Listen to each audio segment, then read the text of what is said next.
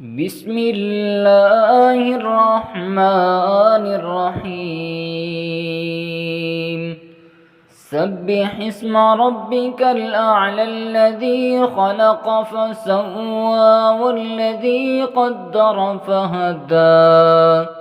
والذي أخرج المرعى فجعله غثاء أحوى سنقرئك فلا تنسى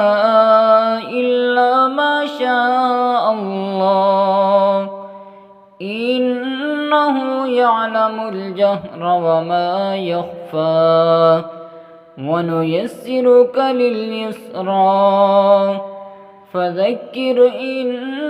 نفعت الذكرى سيذكر من يخشى ويتجنبها الأشقى الذي يصلى النار الكبرى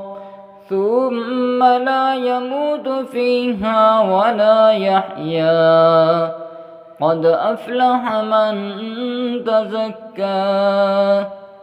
وذكر اسم ربه فصلى بل تؤثرون الحياة الدنيا والآخرة خير